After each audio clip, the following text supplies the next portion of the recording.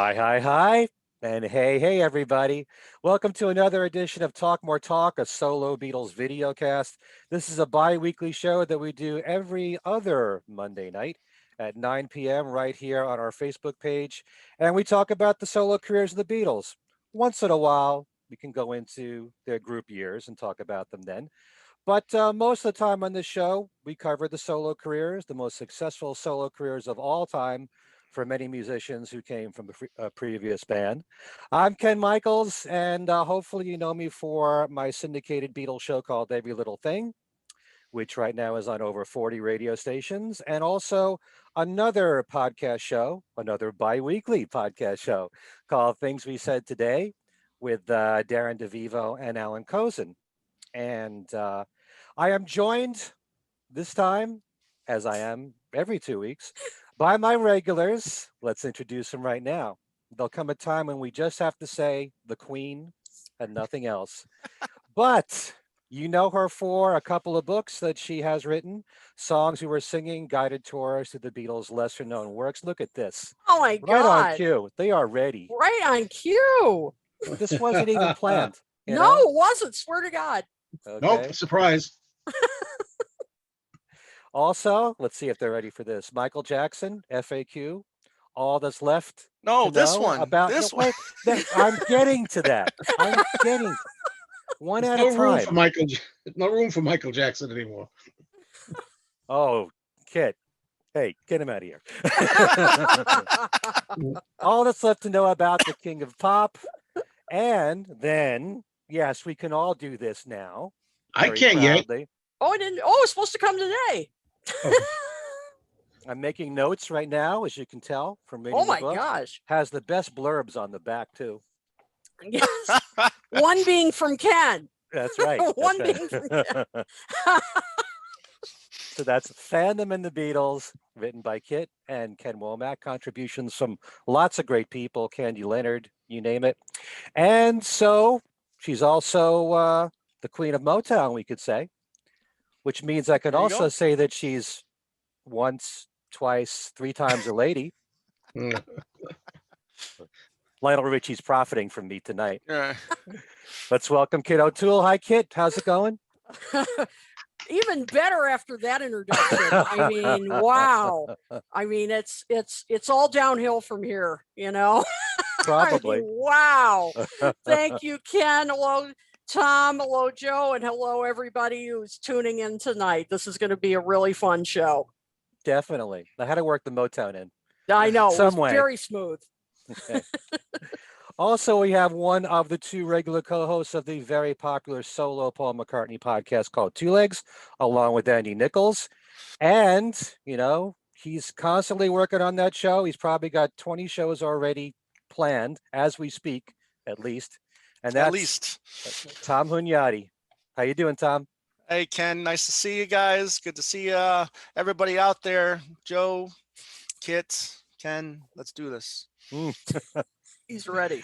And last but certainly not least is Joe Mayo, otherwise known as me, Mr. Mayo, who has such an extremely popular YouTube channel, over 10,000 subscribers, all good people watching you. And he's always on YouTube.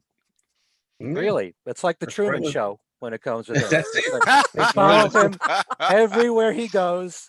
He's on YouTube all the time. But always talking about the Beatles and pop culture items, and always a fun show to watch. Welcome, Joe Mayo. Hello, and thank you very much, Ken. Hello, Kit. Hello, Tom. And I'm good to go. Well, you're on the air. So Oh boy, does here we apply go. here. No, let's not overdo it tonight, okay? All right. On tonight's show, we're going to be having some fun putting together our own compilation of our favorite 15 songs from Paul McCartney of the millennium from 2000 up till today. And the rules are pretty simple. They just have to be a Paul McCartney release, a single, an album. Although I'm not even sure if any of you guys are going to have anything from his live recordings. If you want to put that in there, that's fine. I really think classical doesn't apply for this show. It's strictly his songs. And there are no other rules other than that. 15 songs, they could be 10 from the same album if you want them to be. They could all be chronological, they could all be bonus tracks from his CDs. I have a hunch, given all the talking we've been doing on this show about bonus tracks on McCartney albums, that some of them may very well turn up on our lists. Could be. Yeah. But before we do that, we have a rather short newscast to bring you of what's been happening in the last few weeks.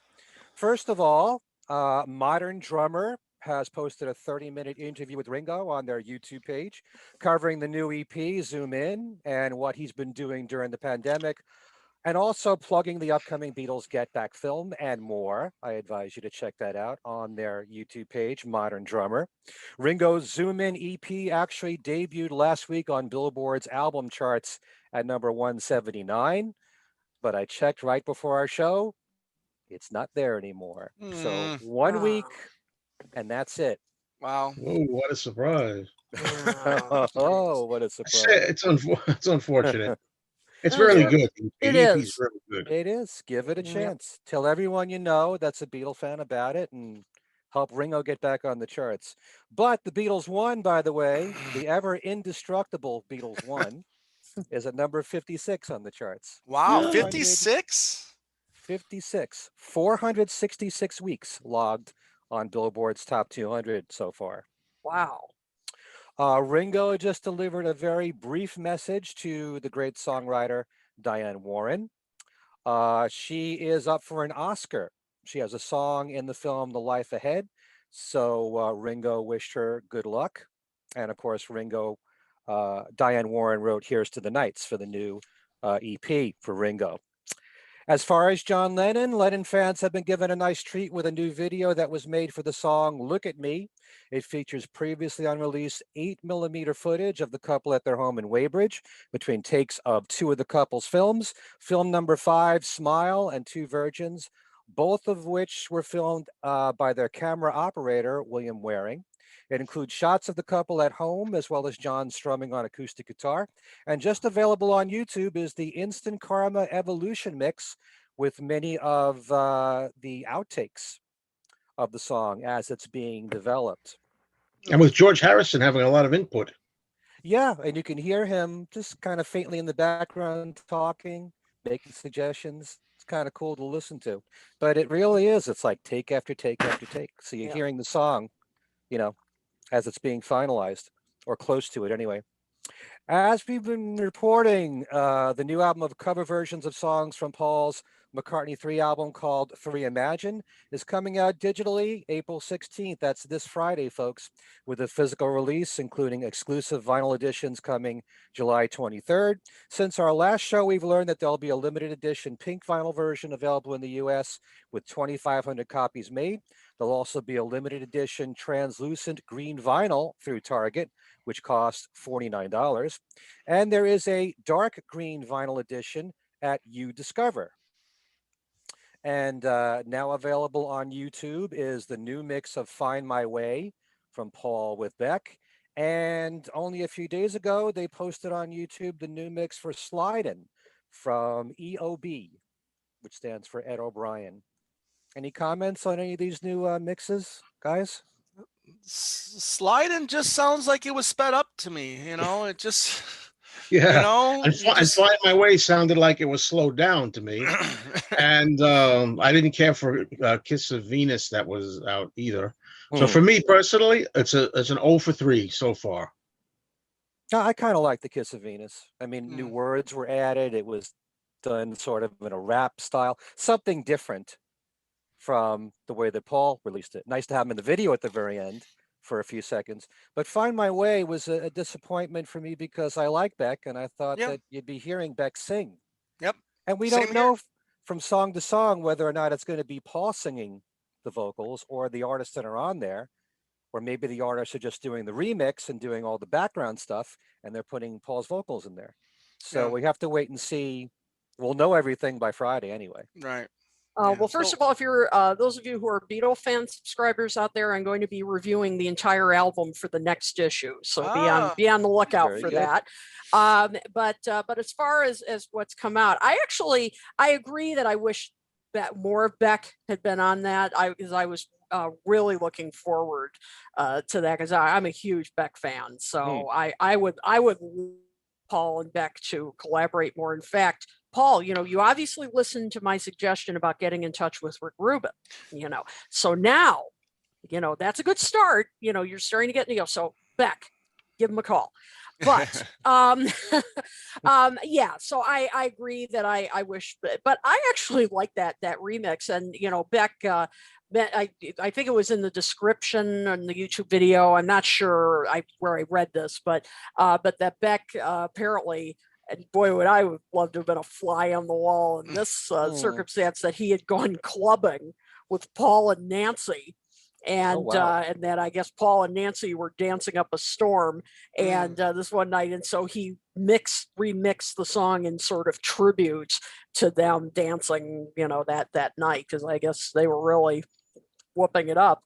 So but I liked it. I liked the remix, but I agree, I wish there'd been more Beck on there. As far as the new version of Sliding, yeah, it's not super different other than being sped up. I was listening to it again today. There are some little touches that if you listen to it again, they're a little like, maybe some a little additional electronica in there. It's pretty subtle. But I actually like it sped up a little bit. But yeah, it's not dramatic. I agree. The first one, the Kiss of Venus. Yeah, Kiss of Venus. I can't remember the artist's name now. Dominic Fike. Dominic Fike, thank you. It's growing on me a little bit. I love the video. I think it's actually I like how quirky it is, and it's very creative. I'm still kind of undecided on it. I just still can't decide if I like it or not. It's an I like that it's a different take though. I agree with you, Ken, that it's different. He didn't just try to copy Paul. Right. But I'm going to keep listening, and of course I can't wait for the other tracks to drop, particularly Anderson .Paak. I can't wait to hear that. He's a great soul singer and drummer. So but I liked him when I saw him on the Grammys. Yeah. Oh, that new the Soul Sonic project with Bruno Mars. I mean, wow. And of course that the collaboration they did for the tribute to Little Richard. If that's any indication, this could be good. Yeah. Well, I like the idea of Paul working with new artists, young artists of the time, and I kind of wish he had done this more often. In fact, on his website where he has that feature, You Gave Me the Answer, somebody had asked him if he would consider doing this, or what album of yours from the past would you like to see this being done to? And he mentioned Ram. Of course. Well, the Ram project. Yeah. Well, I wonder if he said that knowing that this new tribute's coming out, right. the new Ram one. But I find it interesting. Through the years, I've really appreciated more now than before when certain magazines like Mojo or Q or Uncut, they'll give you a free CD with their magazine, and there'll be all covers of Beatles or solo Beatles, and a lot of that's all independent artists or new artists of that time. And then you notice 5 years later that some of those artists are now very popular, and some of those arrangements are really interesting. I love when new artists try to cover the Beatles, and some of them are quite good. And so maybe this will be something more common with Paul, reworking his catalog with new artists. We'll see. Interesting. Yeah. We shall. Another McCartney project coming, this one in June, is another Linda McCartney cookbook. It's called Linda McCartney's Family Kitchen. Paul and daughters Mary and Stella have come together to celebrate Linda's animal activism and vegetarian legacy with this new release. The front cover says it includes over 90 plant-based recipes to save the planet and nourish the soul. Paul's website says it features family stories and photography alongside some of Linda's best-loved recipes reinvented for the modern plant-based cook. It's now available for pre-order on Amazon as a hardcover and on Kindle. It's due out June the 24th. Don't forget that Mary McCartney's been carrying on the family tradition with her own vegetarian cooking TV show on Discovery Plus called Mary McCartney Serves It Up. And she also released a vegetarian cookbook in 2015, At My Table, Vegetarian Feasts for Family and Friends. Now, this is interesting. Michael Jackson's daughter, Paris. See, Michael Jackson's still in the news, Joe. Jack. Yeah. Michael See? Jackson's daughter, Paris, was photographed for a new fashion campaign for Paul McCartney's daughter, Stella, wearing vegan mushroom leather. And Stella McCartney tweeted, next gen musician and eco activist Paris Jackson wears the future of fashion.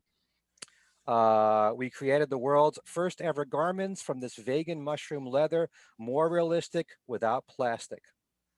And Paris Jackson said, if Stella and the company Bolt Threads can innovate a leather alternative out of mushrooms and not plastic, why wouldn't anyone be for it? I'm overjoyed and utterly grateful to be on the right side of change and to be a part of something so much bigger than myself, saving the animals and the environment one thread at a time. Well, Tom here is a vegetarian, so don't be surprised if you see him wearing some mushrooms. I am here on not the telling my wife about this. She already has a pair of the Stella McCartney shoes. Oh. Yeah, she likes them very much. Yeah, Cool. yeah. She says they're very comfortable. But I refuse to walk next to my wife wearing a pair of mushroom pants. It's the Hey. future. It's the future, Tom. That's the future. A I few by prefer the to way, eat mushrooms, not wear. Not my I'm going to future. eat the mushrooms, not wear them. and by the way, Paris Jackson is a really good singer. I mean, she's she had an album out not long ago, and I heard a couple of tracks off of it, and I mean, very different from Michael Jackson. You know, she's a bit more on the rock side, but very very good voice. I was impressed. I'll check it out. Yeah. I love Michael. I always love Michael. Yeah. Love Jermaine too. Mm-hmm. Few more news items. The Fab Four Music Festival. There's actually going to be a Beatles festival. Let's hope that everything works out. In Connecticut, with 20 tribute bands from the New York, New England area, all performing 30-minute sets that day. There's going to be both indoor and outdoor shows. It also includes exhibits, Beatle dealers and vendors offering memorabilia, records and souvenirs, plus food trucks, special guests, and more. And it's happening July 10th at Nolan Field in Ansonia, Connecticut. Charles Rosenay is putting this together, and I'll be sharing the MC duties that day. Nice. So anyone watching, come see me if you live in the New England area.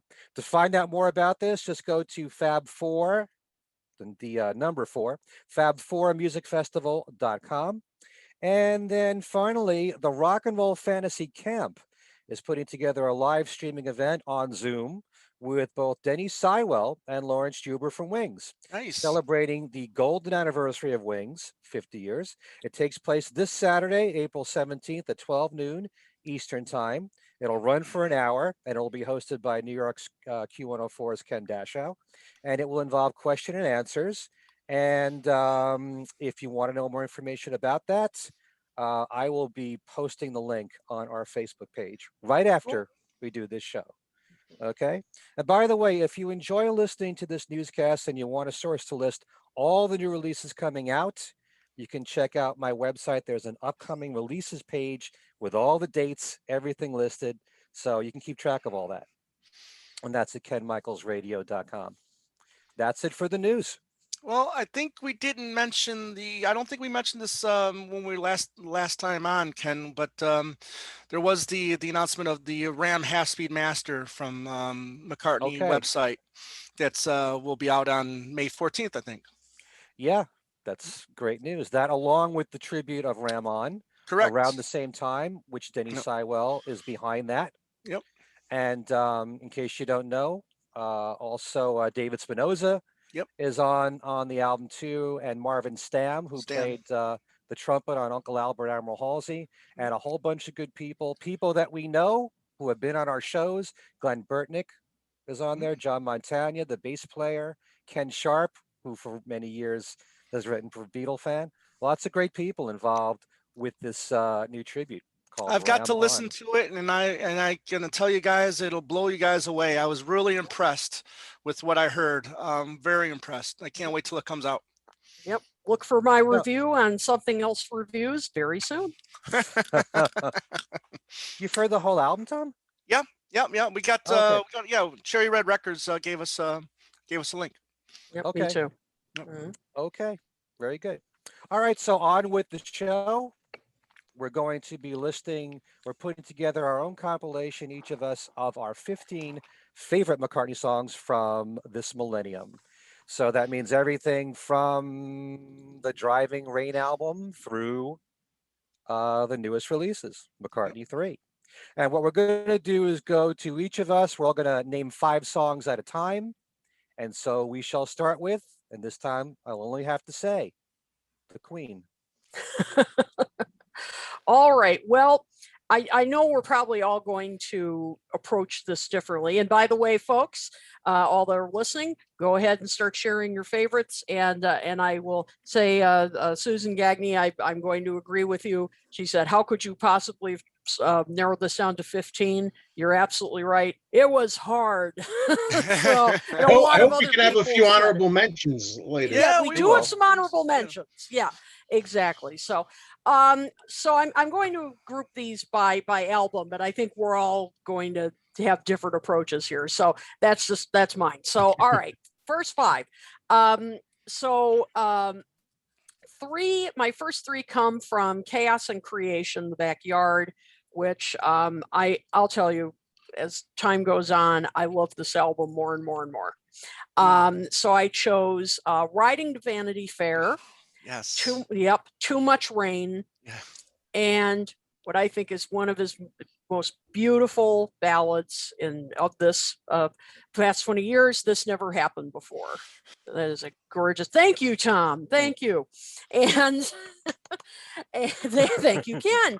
And then my last 2 from Memory Almost Full, which is my next favorite album. I think another very underrated album. End of the End, which I just think is beautiful, very moving. And the Wings track that should have been Only Mama Knows. I just these 2 albums I just absolutely adore. And I could have easily picked, I could have closed my eyes and picked almost any track off of those albums. It was so hard, but those are some of the ones that I chose. Imagine if you were hired by the record company. You said you got 1 CD here. Yeah. Just pick, it's really not easy. Well, if I was going to do that, I might not put necessarily all personal favorites. You know what I mean? That's why these are what I like, my 15 favorites. Yep. But if I had to like organize one, I'd make sure something from, I almost said it, Driving Rain. I almost said my nickname for the album. I'd make sure something, a couple of songs were on from that, but I didn't pick anything from I didn't that. either. Yet. Let's do this again in a year or 2. Yes. Okay. All right. Joe, I'll make you next. That was a good lead in. All right. Well, I was joking around saying before we did the show that I was going to go alphabetical, but I decided I didn't want to take the time to alphabetize them. So for this first 5, I have 2 from Memory Almost Full, and I have 3, if I got these right, from Chaos and Creation in The Backyard. All right, like for me. Memory Almost Full, and there's another one later in the next 5 for Memory Almost Full. But this 5, End of the End, which, Kit mentioned, it's so, not a good subject, but to see Paul be reflective of how he feels he'd like to be remembered, when that fateful date comes, and to address that is very touching, very emotional, heartfelt song. And I'm so proud of Paul in a way, not that he needs my approval that way, but that he actually did that. That's a tough subject. I'm so proud to hear you say that, because I've been saying this for years. I think it's one of the greatest songs he's ever written. Yeah. That's including the Beatles too. Yeah. Oh yeah, it's great. I picked House of Wax because of the vocals, the heights he soars to in those vocals. And I think I was a little bit influenced and biased because of the Amoeba Gig album. I love there's a live version on there that I really like.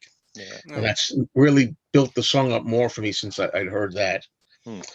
Then the three that I picked from Chaos, Too Much Rain, like same as you, very emotional. I like the falsetto bit that he does there. Jenny Wren, which is a Blackbird of more modern times, I always say. Hmm. I love the voice he uses on that.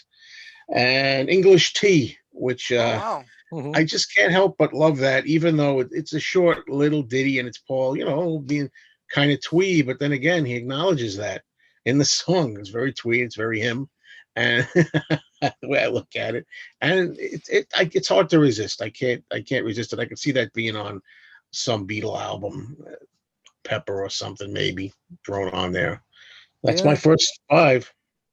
It kind of reminds you in some ways of For No One, because it's a Yeah. piano-based Yeah. song and the way the piano's going and the descending chords and all. It's kind of like that. And it is, despite the title, English Tea, a very British sounding song. Hmm. Yeah. I just love the miles and miles of Yeah. English. Oh yeah. Right. That's my favorite part of it. Yeah.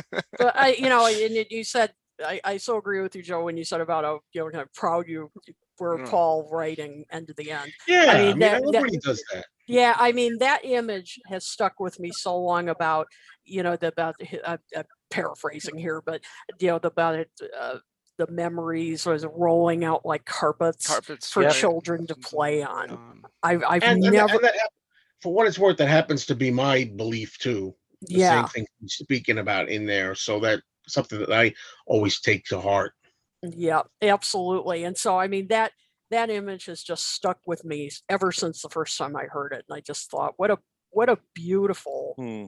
beautiful image. Like, you're just like, that's what that's what I would want. I mean, it's just what a gorgeous song.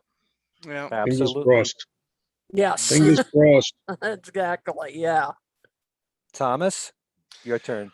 Okay, thank you, Ken. Well, I'm just gonna go right down the list, 15 to 1, and we'll just start from 15. And it was, I'm not gonna make this any higher because of the fact that it was on McCartney 3. So I'm just gonna put this 15 until maybe a couple more years or so. But from the minute I heard "Find My Way," I just thought it was an instant McCartney classic. So I couldn't do this list without that song. So that's one track there. My favorite song from the Electric Arguments is Universal Here Everlasting Now, which is a completely just off the wall track, which just starts off with this beautiful piano bit, and then you hear some crazy weird dog effects, and stuff like that, and then it just goes into this great crazy dance tune, electric dance tune, which I think is really far out, and then it goes back to the piano. It just makes me happy. I really dig that. I've always been a big fan of Riding to Jaipur. Just love the melody. I love the piano playing. It was so cool to have Gay Dixon on our show do the little piano bit, and then on your show too, Ken. Where you just did that little piano bit, and it was just really cool. But yeah, I mean, I dig that. I know the lyrics are simple, but it's more the song itself that I really love. Doom, doom, doom, do, do, do, do, do. That part, I just really moves me. I really like it a lot. So then going from that, we're gonna go back to Electric Arguments. The Sun is Shining, which again I think is just another great McCartney song that could, and he did that. I think he did it live too, and No. or was that no? That was the other one. That was Highway. no, yeah, that was Highway, and then there was another one too. But Sing the changes. thank you, Sing the- sing the Okay. changes. Yes, that's the one. Yeah, but Sun is Hmm. Shining, I think I love the sun is shining. I just like that one a lot. And then for number 11, we're gonna go with Jenny Wren, which again is just another beautiful song from Chaos and Creation. Joe said, I mean, the guitar picking on that is excellent. The Jenny Wren bit, not a lot of people know that Jenny Wren is an actual bird. It is a bird. Not that it's really a bird song like Blackbird, or we all know the meaning behind Blackbird, but yeah, Jenny Wren, I think it was kind of like a really cool part too. If you want to call it that. But I just like, always loved that one. All right, excellent choices. We all took a different approach, it seems like here, Yeah. because it's not like we're saying, we're going to rank them from 15 to number one of what our favorites are. Right. For the rest of us, it's just 15 favorites of ours. But in my case, I wanted to do it all chronologically. And if I could, I wanted to have each album represented with at least one song. Didn't turn Right. out that way, but at least I attempted to do that. We're going to start with the most obvious song to lead off the compilation for me, and that's Lonely Road. Mm. And Driving Rain is an album that, I'm appreciating so much more now than I have before. I always liked it. Now I'm liking it quite a lot. Been doing some videos on my video channel Yeah. about that very album. And Lonely Road is just a kick-ass rocker. It's an edgier Stranglehold. And I'm so glad that he did that song live at the time when the album came out, because it really works well as a live song. I love the line, I hear your music and it's driving me wild. I love Paul's really throaty vocals with harmonies. Great rocker. So I thought that'd be great to start off. And then I had to put another song from Driving Rain in there, and that's Tiny Bubble. Mm. Tiny Bubble's one that's catchy as hell, and I love the groove. It's got like an R&B feel to it. Everything about it. I mean, it's one of those many songs that I feel, had it been a single in the 70s, it would have been a hit. And then I also put in Jenny Wren. Jenny Wren is classic McCartney to me. And yeah, he did say it's daughter of Blackbird, but I love everything about it. The melody is so haunting. And took a lot of guts for him to do that live too, because he was hitting the high notes, those falsetto notes in the song. But yeah, it's a stunning recording, Jenny Wren. Should rank way up there in Paul's solo canon. Also, I put in Too Much Rain as well. Um, in some ways, the story behind Too Much Rain is almost as important as the song, because he was very influenced by Charlie Chaplin's song called Smile. Right. And that's a song that I've always loved. I grew Me up with it too. through, Jerry Lewis's telethon every single year. That was the theme, Smile. And Charlie Chaplin, apart from being the great comedic actor that he was, also wrote music. And he wrote the music to that song, which has been covered by a lot of people, like Michael Jackson, for example, Yes, indeed. and Barbara Streisand, and so many people. And he just he took the idea of doing the opposite when you're in pain, smile when your heart is aching, Mm. So he just applied the same thing with Too Much Rain. Laugh when your eyes are burning. That the whole idea really came from that song Smile. So I love it for that reason. So I got two from Driving Rain, two from Chaos and Creation, and I got three actually from Memory Almost Full, but I'm only going to do one since we're doing five at a time. I had to put Ever Present Past in there, because that's one of those songs that, my God, once it's in my head, it just does not leave. And it's great melody. You can say what you want about earworms, but McCartney is the master of it. And once it's in your head, it just does not leave. And especially for that song, I love that really cool video he made Yeah. with the choreography where he's dancing. It's so simple Oh, too, yeah. but it looks good. He looks so cool with all these women dancing. And but I try not to let the video affect my feelings about the music. I want to make it separate. But Ever Present Past has been one of my favorites of his in the Yeah. last 2 decades. So there you go. This Yeah. time, well, you want to say something, Tom? Yeah, I mean, I just love, when speaking of that song, Ever Present Past, where he's doing that, do I, and, and he's got that Indian sounding guitar in the Yeah. background, or Indian sounding instrument in the background. I've always loved that part. I mean, it's really cool effect, and I'm glad he added that to the song. But yeah, good choice on that one. Yeah, I love the middle bit Yeah. there's like a guitar that goes da da da da, and Right. it just adds a lot to it. I don't know, and it's It's 3 minutes long. As soon as it's over, you want to hear it again. You can't Right. get enough of it. Oh, it's kind of like hypnotic for me, that song. It's like a drug. Anyway, Tom, we move on. You'll Okay, do the so we're next. going. Yeah, all right. We're going to go next at 10 to 6, I think here. Too much rain. I think we're all going to have this one. That's um, good. yeah, no, Yeah. no, it's just a perfect. I think it's a perfect track, and yeah, I think his falsetto is really great on there. I like it like I like somebody who cares, or Mm. who cares, something like that. I think it's a really good uplifting song. If you're feeling down, you can play that song, and I think it'll lift your spirits right up. And then going that, and then the two from Memory Most Full that I have. Well, I have three, but I'm going to do two now. But I love that the way these two start the so-called medley, Vintage Clothes, and then it goes into That Was Me. I just think those are, I mean, the medleys that he's done in the past. I just love those two combined. I'm a really big fan of those two songs, and back to back, I think they're really good. I like That Was Me. I like how, especially on Memory Was Full, he almost kind of like, going back into the past and talking about himself a little bit. And, so I think I dig that. Same with Vintage Clothes in a way, what's old is new again. I like that kind of, tagline, because whenever something comes out, it's, give it 10 years, it's going to be right back in. Hmm. And just like vinyl these days, it was dead in the water for a while, and now it's back. But so those two, I think start off the medley perfectly. Can't complain about those two. Then I have Alligator from New, which might be, it's probably my second favorite from that track. I just love to, I need to someone want to come home to, give my alligator to, I just like, kind of like blowing off some steam. You've had a rough day or whatever, and you can come home and, and take it out on someone And else. I love that you know, part. So it yeah, changes, and everybody's right. doing better than me. That part, I love that. Yeah, yeah, that's good. And yeah, and the whole "Find My Key" part, too, when he does the Yeah, falsetto again, yeah. that's a really cool part as well.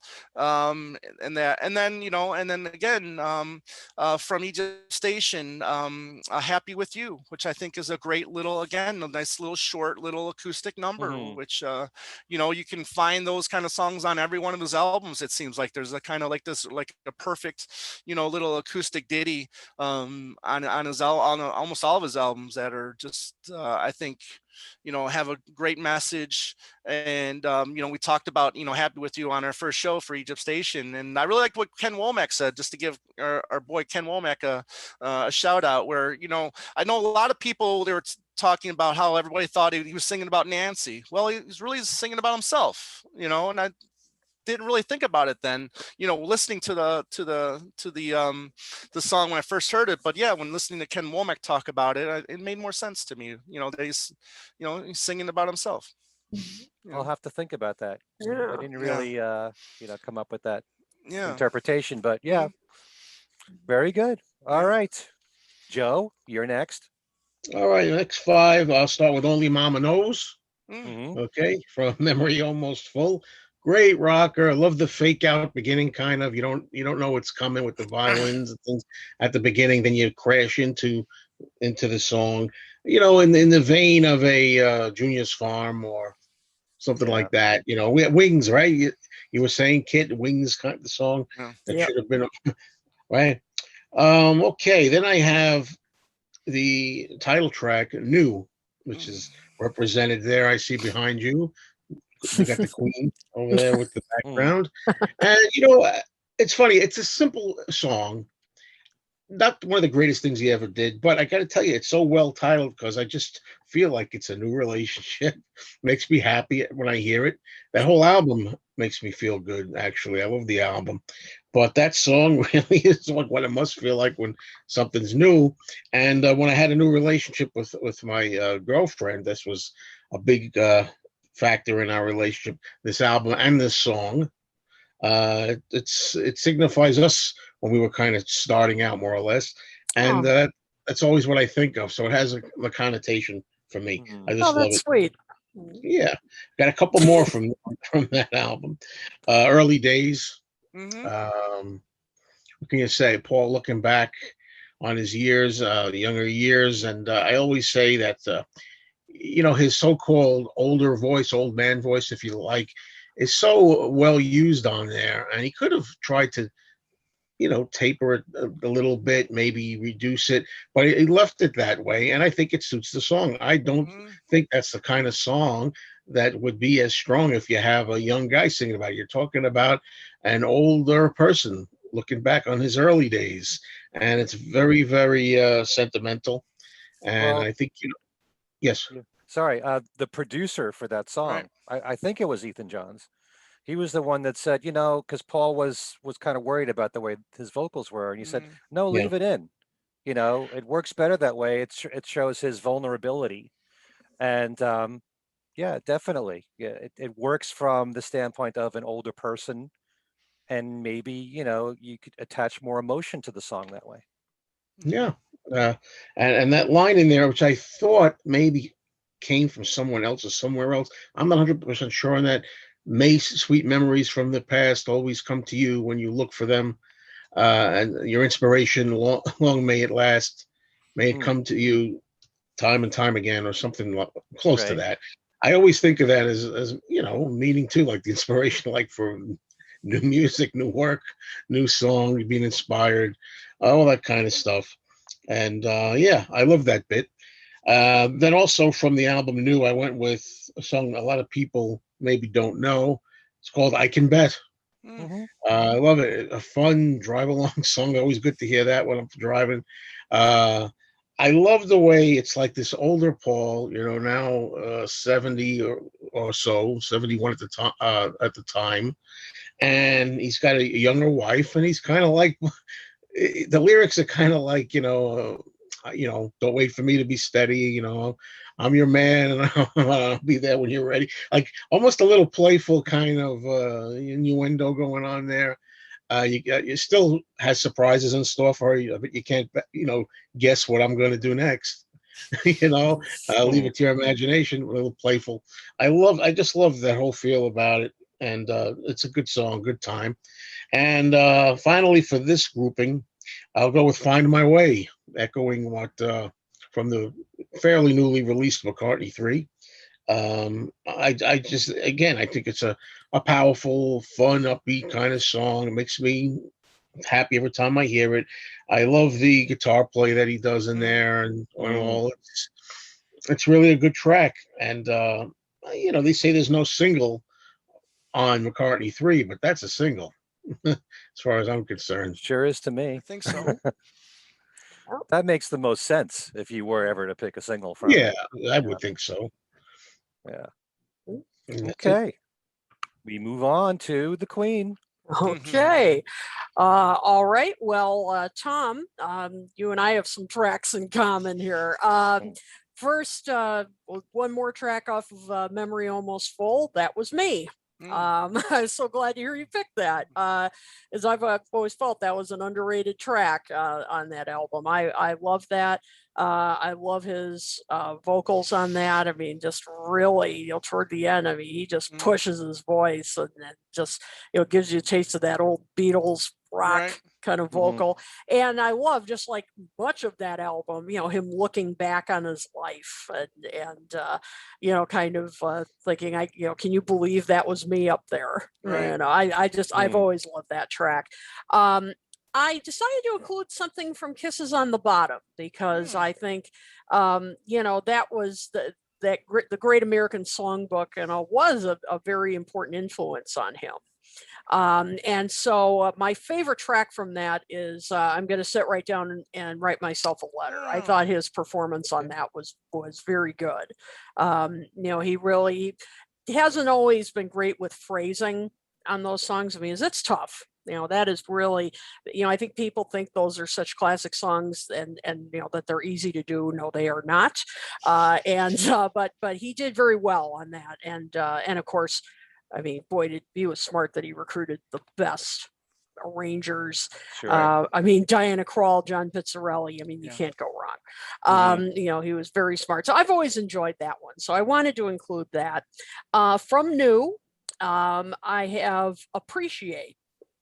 I've always liked that because I think he did a nice job on that track of marrying, you know, a newer, no pun intended, kind of sound, you know, a little more electronic, but still maintaining, you know, his own voice. I mean, it's still a Paul McCartney track, but it sounds very modern. And I'm going to include, on a slight side note, after I'm done sharing this, I'm going to include in the comments, I have a good friend who did a fan video for this song years ago that was actually shared by MPL. Oh, wow. So good. And I've always loved it. I think it's way better than the official video that came out for the song at the time. And it actually made me, okay, pun intended this time, appreciate the song a lot more.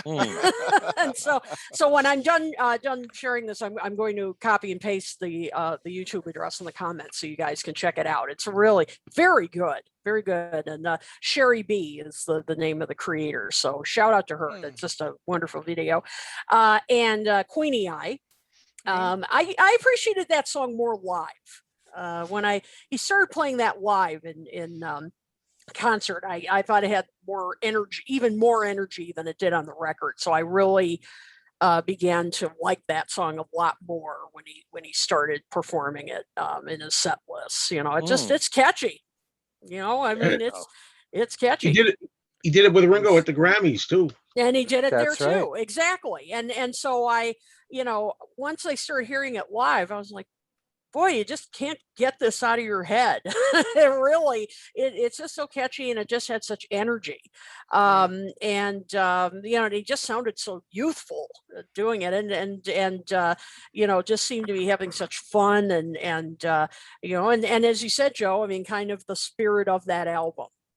Just kind of regaining his youth and enthusiasm, and you know, starting this sort of, you know, new chapter in his life.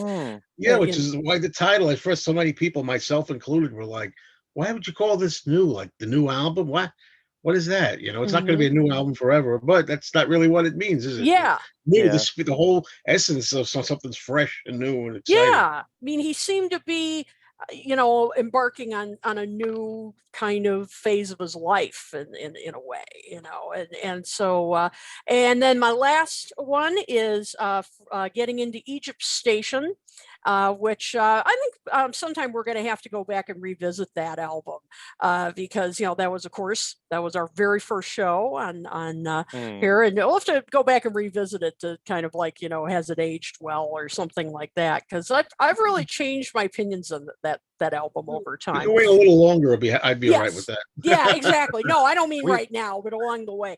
Happy With You. So Tom, I was so glad to hear you choose that. I think that's a great. I love the you know, lyrics behind it, whether he is talking about Nancy or talking about, you know, just himself. I mean, just again, kind of like this new phase in his life. Right. You know, this kind of new era of contentment, and as you said, love the acoustic feel to it. I've just always thought it was an underrated track. So that's my last. All very interesting choices. I like what you're saying about the new album. You know, that it had such a fresh sound. He really sounded a bit invigorated at that time with the new album. And well, I'll get to the new album in a bit, but my next five, I think we all mentioned The End of the End, right? Did we all have it? Wow. Incredible. Yeah. You know, for years now, I've been saying it's you know, one of the greatest songs he's ever written, and I still maintain that. And I love the fact that not only is the message so strong about how he'd like the world to react when he does go, but kind of like the Plastic Ono Band, when it's just one guy and a piano and nothing else. And then towards the end, just to lighten the mood a little bit, he whistles, you know, in the song. So it's just a powerful, powerful song from Paul. And like you said, Kit, the words are just so beautiful and so poetic. It's like just as poetry alone, without a song, it stands. So really, it's a masterpiece. The end of the end. All right, here's my first bonus track. Oh. I love Why So Blue. Oh, Hmm. Why So Interesting. Blue is a gorgeous tune, and I love the acoustic feel behind it. And the melody is very unusual because the notes just descend like either one step or a half a step, but it's so unusual the way that that's applied in the melody there.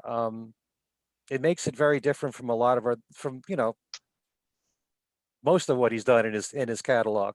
And, you know, we've talked, and I know Tom on your podcast, my God, how we've talked about Paul releasing bonus tracks that are right. better than some of the songs that are on the album. I Yeah. definitely think Why So Blue should have been on Memory Almost Full. Oh, absolutely. Yeah, some of his bonus tracks are not only great, but really interesting too.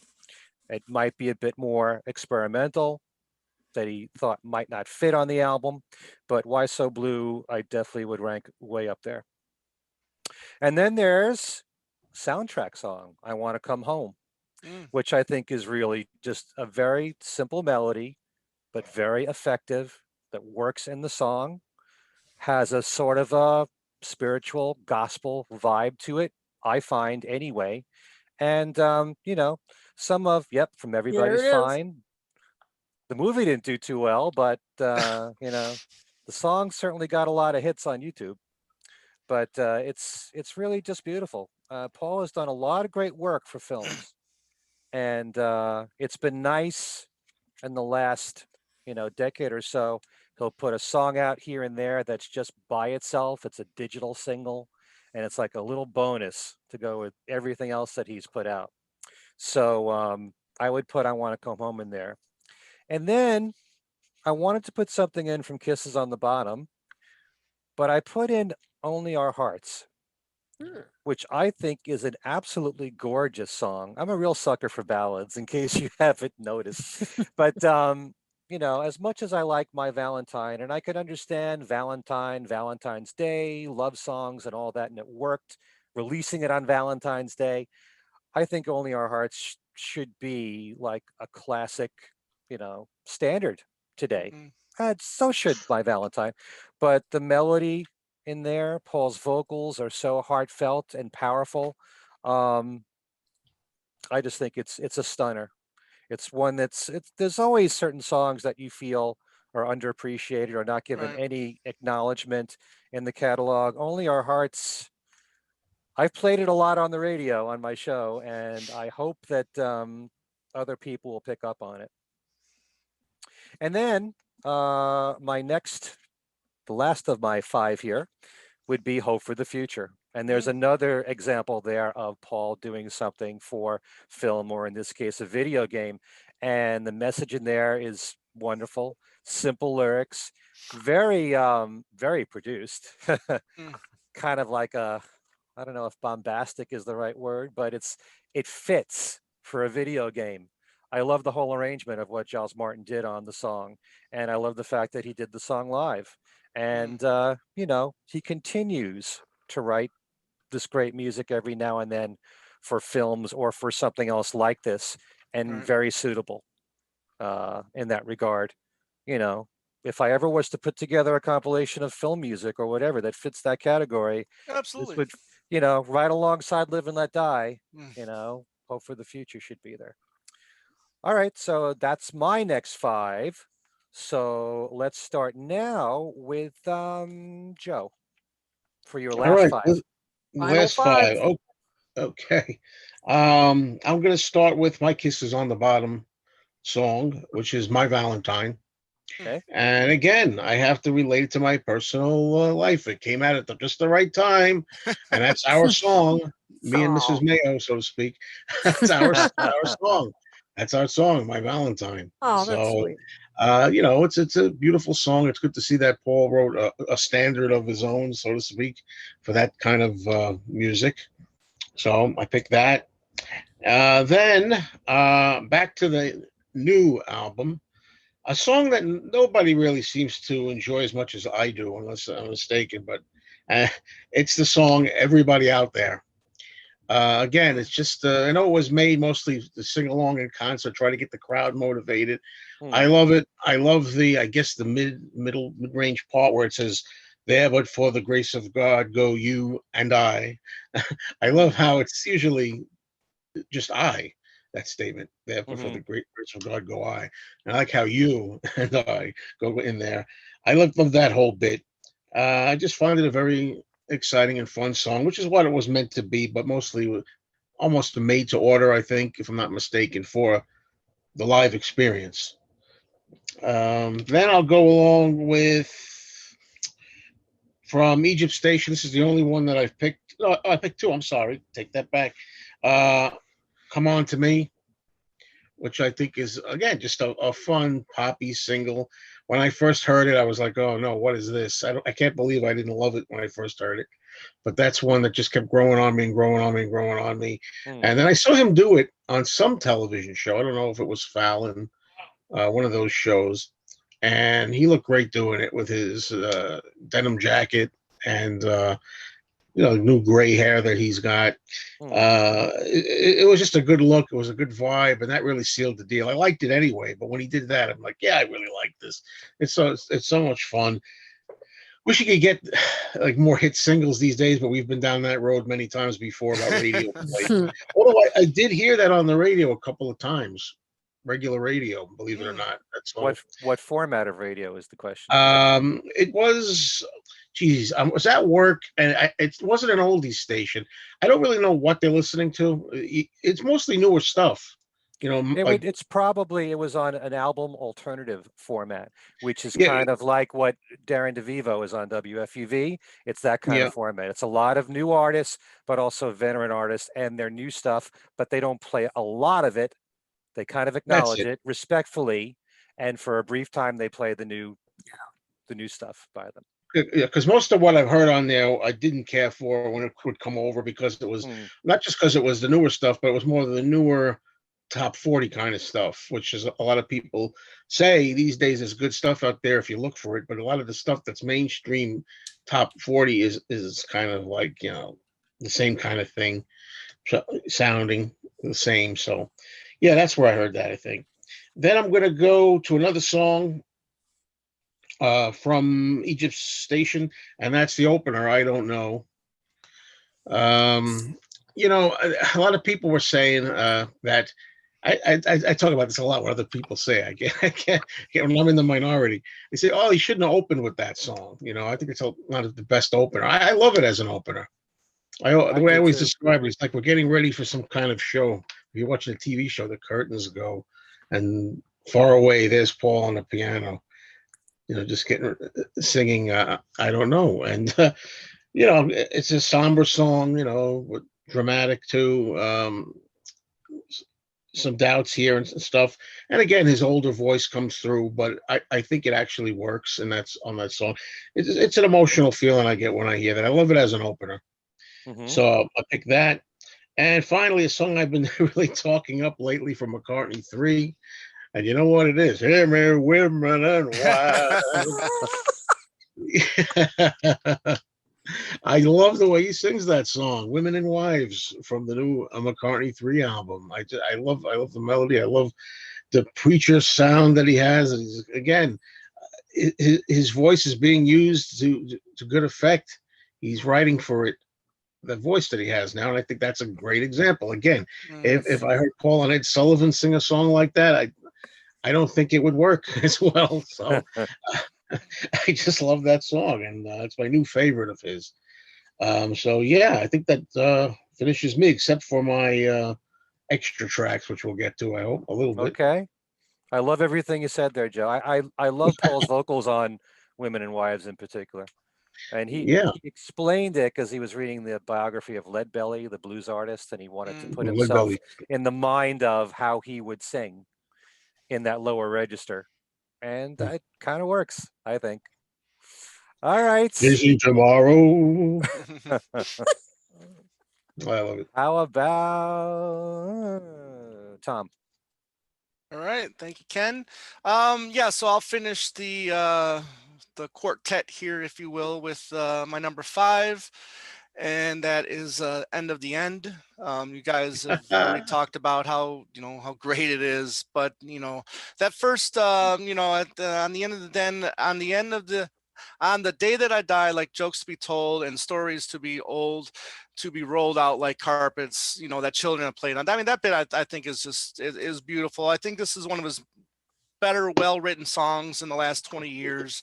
I know we tease him about some of his lyrics, but this one I think is just done so well and puts so much thought into this. And yeah, I mean, you gotta be, I think, Joe, I think you said, you appreciate or are proud of him to do it, but I think it's also like a little ballsy for him to do something like this too, in a way. Oh yeah. Yeah. To think about something like that. And boy, what a shock it was when I first heard it. I mean, you never would have thought he would have sang something like this, or at least I never thought he would have. I mean, because Yeah. he rarely lets us into his personal feelings in songs. He doesn't really, go that way. But so that's number 5. Number 4 from Chaos, This Never Happened Before, which I think is one of his best ballads, especially of the last 20 years. It's just beautiful. The piano playing on this one is gorgeous, and just this, it's just a really great romantic mood. Sets a great mood. Something you can play while having a romantic dinner with your significant other, or something like that. So it's Mm-hmm. really, really beautiful. um 3, like you said, Joe, with Early Days, the old man voice, his voice now just really suits that song. And the part that I really liked the most was this, now everybody has their own opinions of who did this and who did that. That part is my favorite, because I'm sure he gets frustrated, by people, or some historians saying, that he did this and he did that, and when they really don't know. But then again, sometimes he doesn't know either. I was gonna say, if I may interject, that's the only Mm. part of the song. I'm like, yeah, Paul. Sometimes you don't know, even though you were there. Yeah, but it's got to be very weird to think that there are other Right. people in this world who think they know more about Right. you than you Than do. you do. Yeah. Right. That's gotta be weird. You know? Yeah. Good point. History. I mean, history. Yeah. Yeah. Number 2, again, I think this is one of his better, well-written songs in the last 20 years, and it's Dominoes. Just really, dig this one. It's probably my favorite song on Egypt Station. I just love the line, like the dominoes are falling, like a line of dominoes are falling. I mean, I just like the whole chorus. I mean, that's really good. And the opening bit, it's times we'll know it's all a show. It's been a blast. I like how it starts with that and it ends with that, Right. so it's, perfectly, I think this is like a pure McCartney type song, in my opinion. So that was number 2. My number 1 will always be my number 1. I don't think it will ever change, and it's always going to be Riding the Vanity Fair. I think this is this is definitely a top 10 McCartney song throughout his whole career for me. I think it's, again, him getting personal, which he just doesn't do that much anymore. And the whole song line about friendship, the meaning of friendship is supposed to be, being there for someone you love, and not getting that, respect or love back, is very moving. And, you can feel it in his voice when he sings that song, and it's just, for me, it's always been a powerful one, and, a classic since the first time I've heard it. Love it. Wow. Yeah. And I'm proud of him for that one too. Yeah. Yep. That whole Yeah. album, really. Yeah, I mean, and to me, that's kind of almost like a Plastic Ono band style song too. Not necessarily in the Yeah. same, like, stripped down musically, but lyrically. Yeah. Absolutely. Yeah. Yeah, I mean, he still does personal songs, but Mhm. this, when you're dealing with that or the end of the end, that's Right. really deeply personal. Right. So Wasn't he like persuaded more with Chaos and Creation in the Backyard? I think a little bit. Yeah. But the thing is about his personal song too is he also sings it or writes it in a way that you can relate to other people as well. Mm-hmm. You know what I mean? Yeah. So Yeah. yeah. But like I know. when John sings these personal songs, I mean, it's John. I mean, he's just singing about himself, and yeah, if you had that same kind of experience, then fine. But then when John sings these personal songs, I think it's, he sings it more for him than for other people. Well, with Chaos and Creation, I heard that the producer Nigel Yeah. Godrich was pushing Paul to really put out his best stuff. Right. And It he paid off. apparently Yeah. he apparently didn't seem to mind telling Paul to improve on his songs or Right. come up with something better. And that takes guts to be able to do that to someone who's this kind of a legend. Right. And Right. Riding the Vanity Fair was one of those songs that Nigel didn't like at first. Yeah. Oh, I didn't know that. Yeah. Wow. So I'm glad that I'm proud that he fought for that song, to be on the album. Mm-hmm. You never know. Who knows better, the artist or the producer? I don't know. That's why he should just stick to producing himself. And there are people who think the other way, that he Yeah. needs input from other people. True. So, Kit, you are last. Okay. Well, Actually, I am, but you. yeah, there. next to last. All right, couple more from Egypt Station. I don't know. To I agree with you, Joe. This is, I think, one of the standout tracks from that album. I love Paul's bass on this. I think it's one of, a number of these tracks I picked as another reason is I love his bass on this, but this is one of the reasons. And yeah, I like his vulnerability on the track, and I like how you put it, Joe, that some people said, why would he open with this track? And yeah, I like that analogy you used of like the curtain opening, and there he is just alone on the piano. And I forgot to mention how many albums do we have where it opens like big, like Save Us or Getting Closer. Exactly. I mean, we have a lot of those, so why not something different? Yeah, open on a quieter note. So yeah, I like that. And so yeah, I agree. Tom, with you on Dominoes. That definitely is one of another highlight of that is a good one. Very good. It's a great song. It sounds better and better as I listen to it. Great chord changes, terrific vocals from Paul, and some really thoughtful lyrics. I enjoy that as well. So those are the last two I picked from Egypt Station, and now we get McCartney 3, and Wow. And so the Long-Tailed Winter Bird. That's how I would open this compilation, because I think this is one of the best opening tracks he's done in a while. I just loved how McCartney 3 opened with this song. I just love that. And I know it's long, but I had to do it. I love Deep, Deep Feeling. It's just so weird. You have to have a weird McCartney track on a compilation. You have to have a weird experimental track. This is it for me. I don't know what it is. It's just so hypnotic. So that's my weird track that everybody's loving that. I mean, I like it a lot more than I did when I first heard it. And everybody it's something about it. There's just something, I don't know what it is. There's just something about it. And finally, When Winter Comes. Now, I know technically this is from, was it 93 or so, but 91. 91, somewhere around that there. Whatever.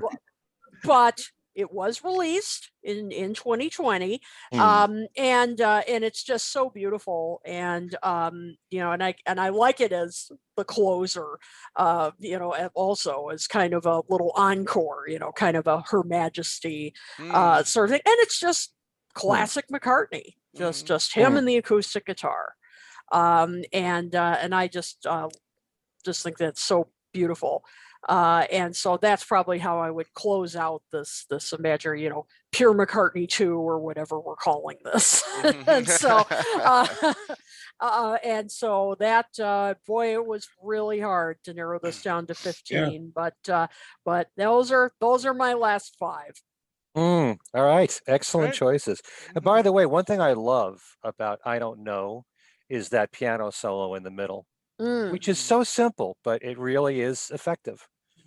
I mean, there's so many piano solos in music where the piano player really goes overboard and does so much with his hands. This was very soft, very slow, just right. Yep. So agreed. I love his piano playing on the song. Anyway, my final five would be, the new album was the toughest thing for me because it's not like I would say this one stands out above all of them because so many of them are just equal to me. And I had to pick one, and I went with Queenie Eye. I love the energy of it. I love the introduction with the keyboard intro, and then the pounding of the piano that goes with it, and it works so well as a live song. And but I Can Bet was one of my favorite songs, Joe, Yeah. from that album when it first came out. And yeah, I could go with that. I can go with Early Days. I can go with Save Us. I love Save Us a lot. That's a great opening song, Save Us. But I went with Queenie Eye. And I'm glad to see the love being given to Dominoes. I definitely agree. It's probably, of the songs that ended up on the actual album, I think it's probably the strongest one. Although we all have different tastes, but the lyrics there are very powerful. And like you said, Tom, it's been a blast Right. to end the song with those words. And I love that technique, which certainly Paul did not invent, of the opening lyrics are the same as the ending Right. lyrics. I love when it closes like that. Yeah, Dominoes is really just, it's just A material all the way from Paul. And then I had to put Nothing for Free. Mm. That's another bonus track. That's one of Okay, those songs. okay. Another really catchy song that sounds very contemporary to me. Nothing wrong with that. It just shows how suitable Paul can be. Um, sounding contemporary with the music that's out right now.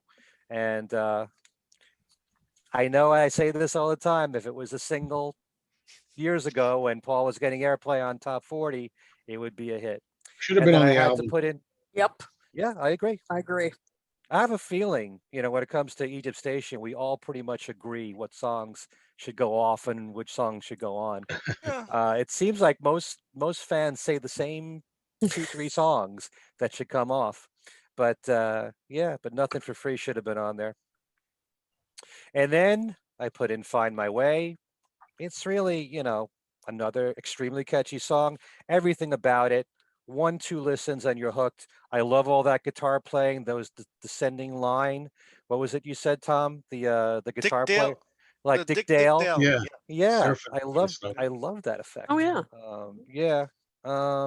And then finally, just like you, Kit, I had to put Deep Deep Feeling in there Yes. because I do like the experimental side of Paul, and I noticed a lot of work put into this. I'm a big admirer of people who put a lot of work into the composition.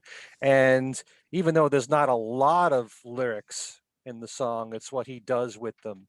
And he'll have, counter melodies, which I am a huge fan of, how you can somehow work 2, 3 melodies going on in a song simultaneously, much like he did on Silly Love Songs, Right. or like 2 melodies in Wanderlust, Mm. that kind of thing. I love when he does that. And yeah, every time I listen to that song now, I just appreciate it more and more.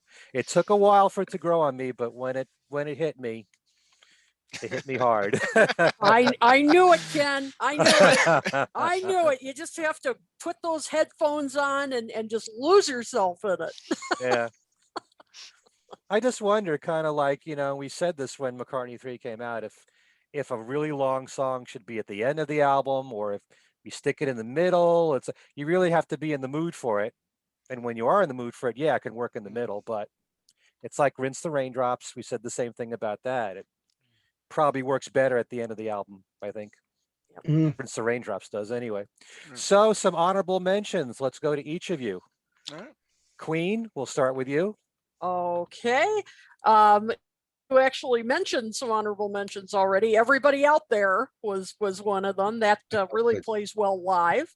At the Mercy from Yeah. Chaos and Creation. Ooh, yeah. That's a beautiful song. Love the chord changes on that. Slidin', that from McCartney 3, great rocker. Love cranking that in the car. Fine Line from Chaos and Creation. That song's really grown on me over the years, but that there were just so many other great songs on that album that Right. Ever Present Past. was one. You mentioned that, Ken. That is such a, as you Yep. said, so catchy, and kind of reflective of that whole album, of him kind of looking back and, and I mean, just even the title. Nothing for free. I mean, that is, as the kids say, that's a banger. And Is and that what they say? that's what they say, or a bop. They also say a bop. Okay. And I, and as you said, Joe, I wish that had gone on the album. That is a great, great track. And if you're ready for something really out of left field here, I've always loved the bonus track on Memory Almost Full, the instrumental, well, mostly instrumental, 222. Always loved that. It's like kind of a little jazz thing. Yes. Yep. And I've always just really enjoyed it. And, I'm sorry, it's just kind of, in his view, a throwaway track. And I just thought it would have been, if this had been a bigger compilation, I would have thrown it on there as just a fun bonus. So that's my kind of out of left field pick. Okay. All good ones. Mm-hmm. Yeah. Tom? Well, let's talk about that banger for a second. Nothing for free. It is. It's a banger. It's a banger. Yeah. No, listen, you guys were right. Great track. Could have been on the album proper, and I think it would have definitely elevated that album to perfection in a way. Friends to Go, I think, is another great track from Chaos and Creation. I sometimes I listen to it and I try to imagine George playing that, like Paul talks about, him seeing George play this. I'm not there yet. Me either. Yeah. But it's still a great track. I love Rinse the Raindrops. Always have. It's just one of those things that I shouldn't listen to while I'm driving, because I could be going at 35, and then by the time you get midway into the song, I'm doing 100.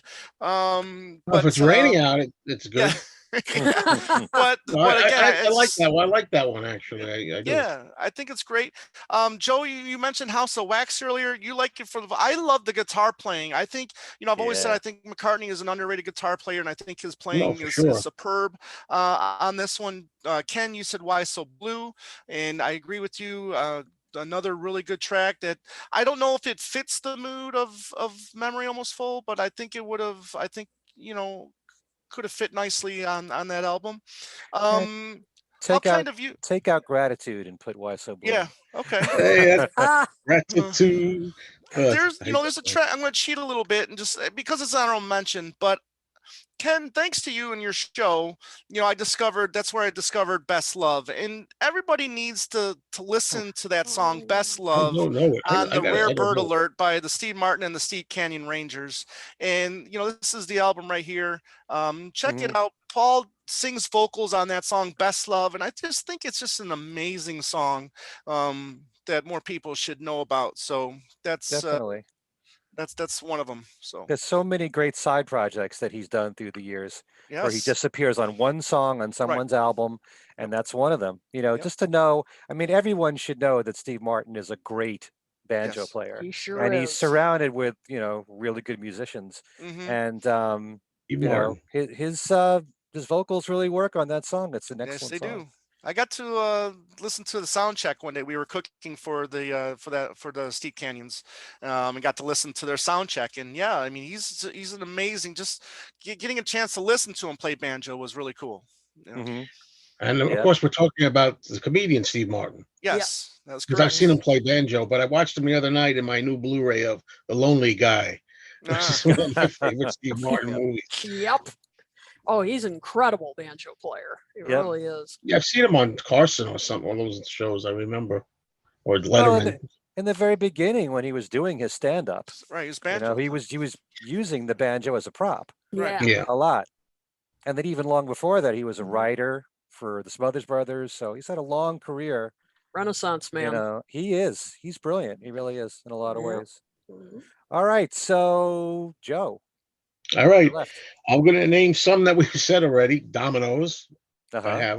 We said enough about that. Also, Queenie Eye. I had. Alligator, which almost made my main list, and when Tom mentioned it, I talked a little about it. Okay, now some one other one I have on here with two stars next to it. Nothing for free. Can you There you believe go. it? Everybody's got nothing for free on there. And what I really love is, I know you need something. That's the part I like. He just builds and builds. That's great. So yeah, I like newer sounding music too, once in a while. See? All right. I have Follow Me from Chaos and Creation Yeah. in the backyard. Good one. And another one, Home Tonight. You know, it's again a Interesting. simple ditty, but I love it, and his vocals are so good on there too. I think that was the record store day release, right? That was also something that could have been on possibly Egypt Station. I think so. Yeah. I think so. Yeah. So Okay. yeah, that's it. I could have done a lot more, believe me, but Oh, we all could. Oh, I- yeah. Mhm. See, this I'm going is. to put a good word for Hosanna. I don't care if I'm the only guy in the world that likes Hosanna. I I like it. like it. I like it. You're not alone. You're in good company You are here. not And our. alone. Ken is here with you. What is this with everybody singing here on this show? Hosanna. I thought I just thrown a little Michael Jackson there. Yeah, I was impressed there, Tom.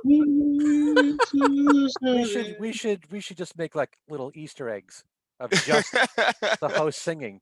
So keep it separate. No, from actually, everything Vivian else. Lund, if she's watching, I think Vivian was the one that likes Hosanna also. There's one Wow. other person. There's Oh, there you me. go. I like it. And Oh, you like it. okay, look, don't get me started. Okay. Other than gratitude, I know you like everything. There's a few songs. There's a Maybe few. Angela, maybe a little bit. Oh, okay. All right. The ones that I picked. Get Started. I like a lot. I think it has sort of a Wings Yeah. feel to it. Great coda. Yeah, a great screaming at the end Yeah, there. You kind of wish it was going on longer. Why do you have to fade it there? Also, Friends to Go. I agree with you. I never heard the George Harrison feel in I that don't get it. song. Yeah. But if that's his inspiration for writing it, hey, whatever it takes. I love the song. Frank Sinatra's Party. I loved from the start once we heard it, Good one. even though it goes all the way back to 1975. Fishy Matters Underwater with just the music bed there. But I don't know when exactly he wrote the lyrics, but just to include all those stars in the song, have it work in, you kind of feel like it's the 60s and he's poolside with all these stars, all these, Hollywood people. Martini in Um, hand. Yeah. Dance Till We're High. I love a lot from Mm. Electric Arguments. Wow. I thought that was a very commercially appealing song. I love his vocals on there. Heather, I think, is a great song. I really do. Despite whatever memories we have of Heather Mills, the song is a great song. And I love the way it's arranged, and it's instrumental for like 2 minutes before any vocals come in, and he only sings one verse, and before you know it, the song's over. But it kind of fits like soundtrack music as an instrumental. It would work really well. I love Do It Now from Egypt Station. That's another one where he used a phrase that his father had commonly said, just like put it there, but it also has like a gospel feel to it. And Hand in Hand is great from Egypt Station as well. Yeah. So those are my honorable mentions. Give us a few more minutes and we can come up with 10 more each. Oh, yeah. Probably. Yep. So Yeah, this so was what hard. are you Hard to want to narrow read a few down. comments from our viewers, Kit? Maybe. Let's see. Well, first of all, our buddy Steve Sanderson said that yes, indeed, the kids say banger and bops. So thank you, Steve, for Okay. having my back. I appreciate that. Let's see. Gary Wilbur said no, sing the changes. I think one of us said. Did any of us say sing the changes? No. I'll say I it. guess. Yeah. As an honorable mention. Okay, there you go. I think I had that one, right? Or was it Sun is Shining? I don't remember. You said the sun is shining. Yeah. Let's see. Oh, Joe got a couple of votes here for Hosanna from Marvin G and Hudson, our buddy Hudson Rennie. Oh, good.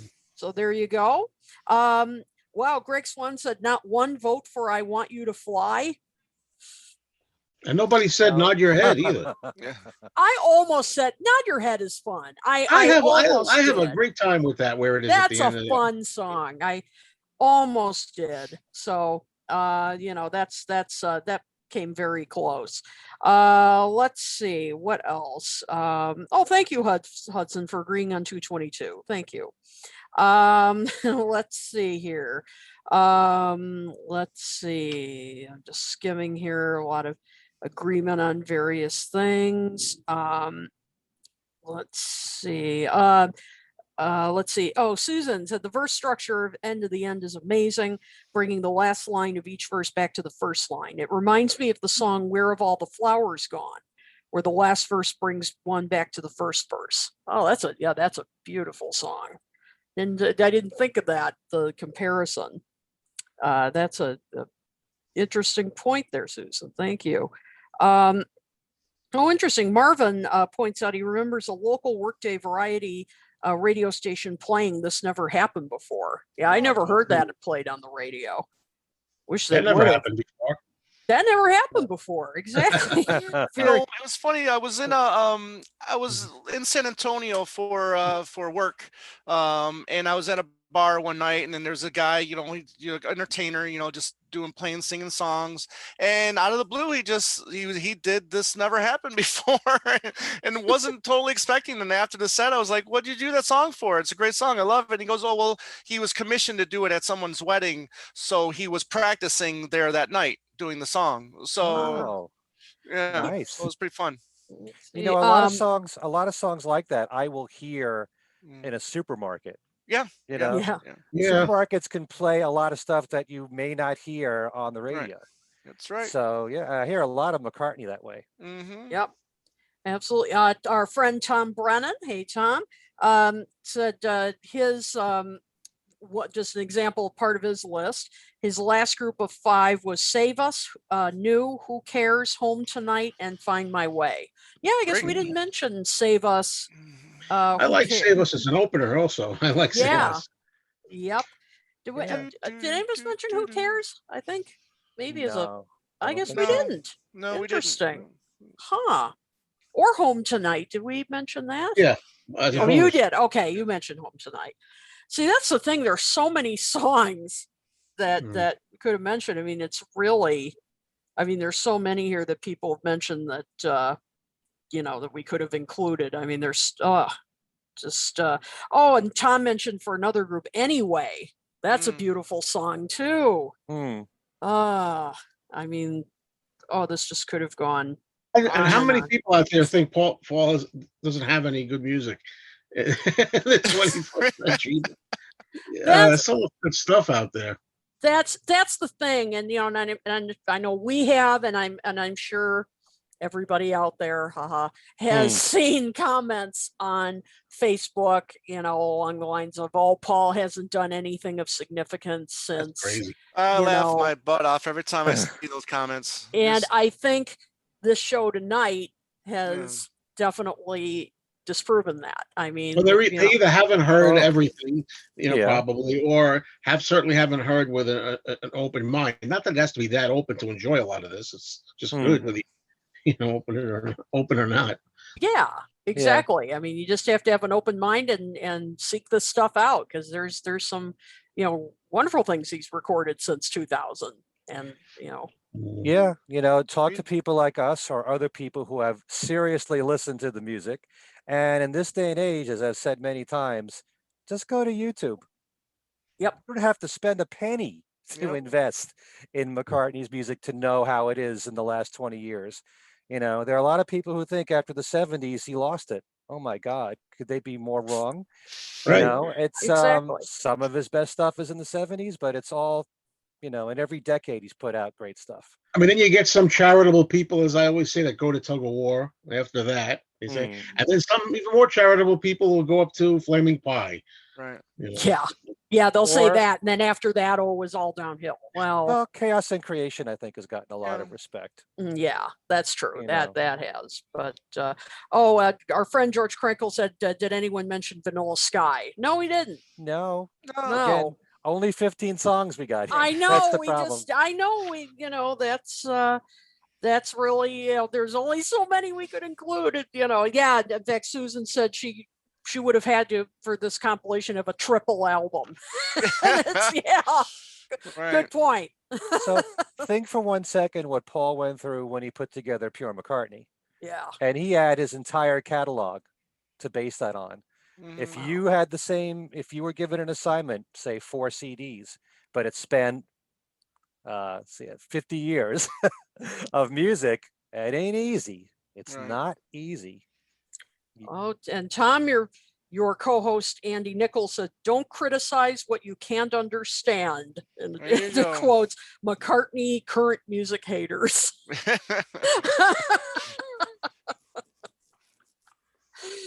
So there you go. So yeah, I mean, I think this just shows, just go out and listen to the music he's put out for the past 20 years. And I think if you haven't heard it, I know a lot of you listening tonight and watching tonight certainly have.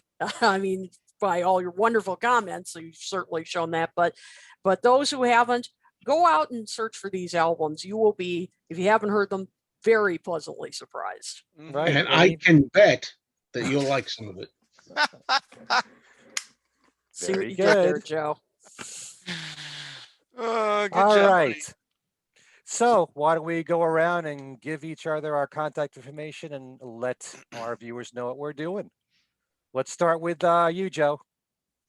Well, of course, start off by going over to YouTube and subscribing to my YouTube channel, Mean Mr. Mayo, where you can see all kinds of reviews and memorabilia shows and this and that. And don't forget that I also do a show on there now called Fab Gab, and that's with a hyphen, Fab Gab, I guess you could say.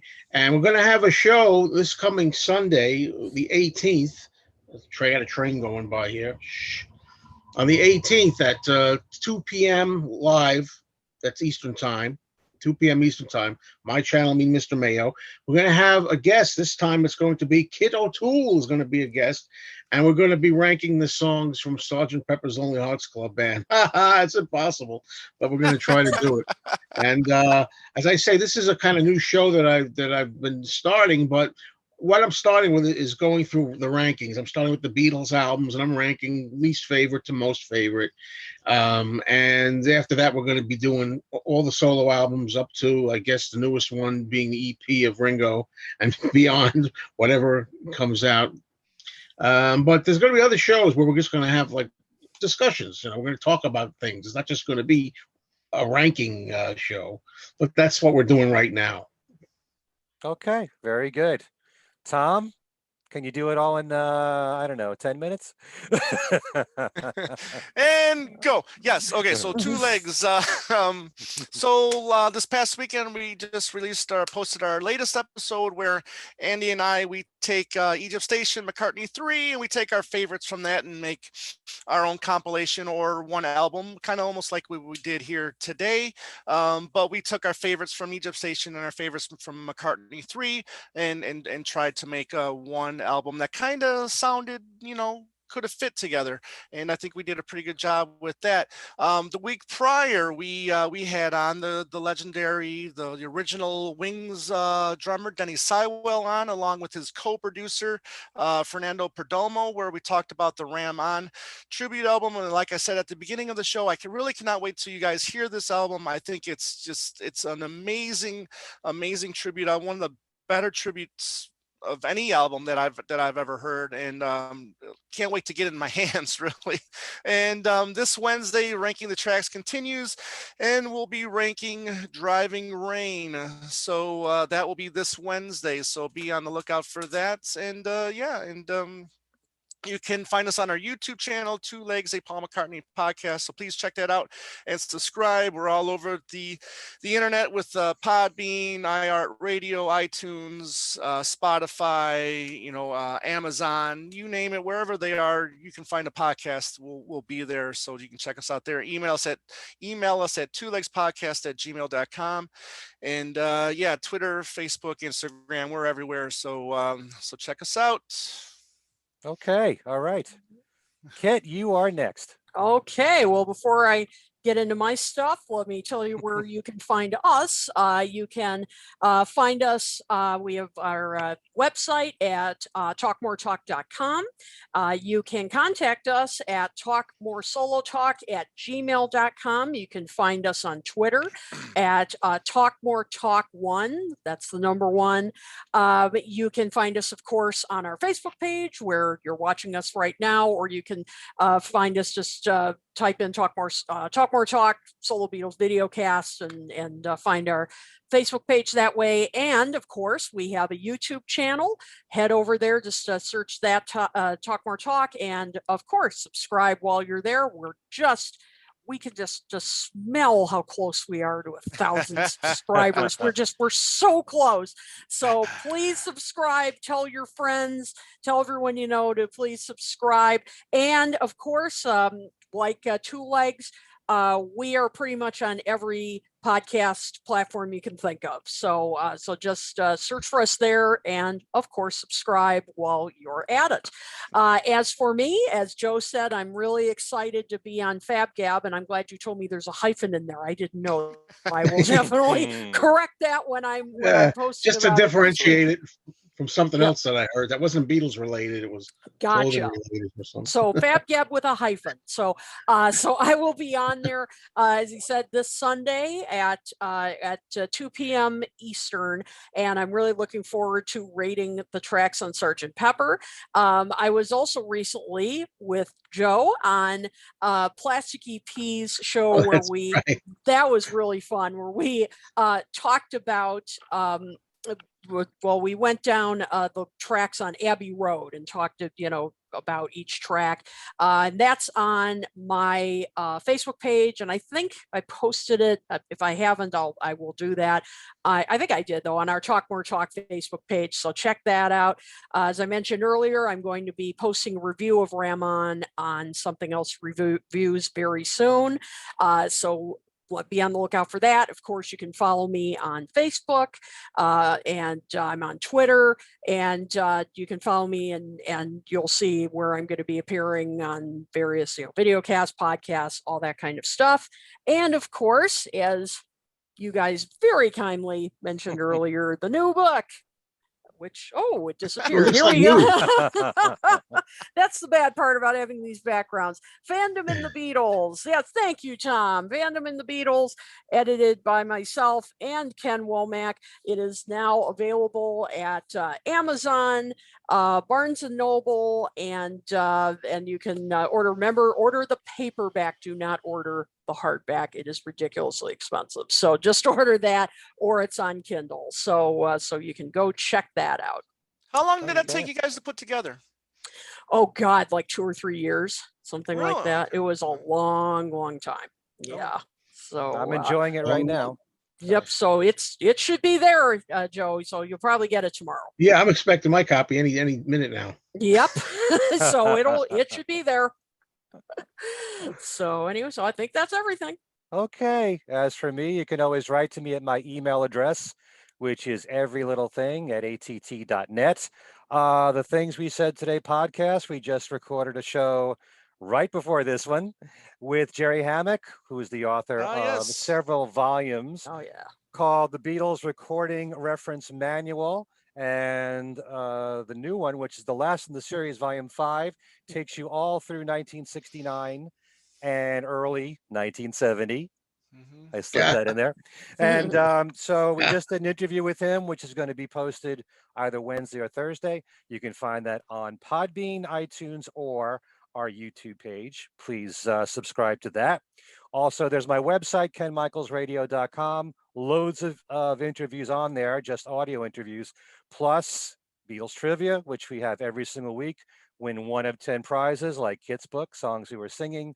I got Wings Over America on there, McCartney 3, whole bunch of stuff, including Jerry Hammack's book you can win on my website. And then there's my YouTube channel, which I'm starting to get busier with. I just did a show with Sam Wiles. This is my second show with him on my YouTube channel. He's the host of Paul or Nothing, the solo Paul McCartney podcast. And it was all about the debate as to whether or not Paul was lost in the 80s after the release of the Tug of War album. And then all of us. Yes. Wait till we do this here. Oh boy. And did he not be, did he find his footing with Flowers in the Dirt and everything in between?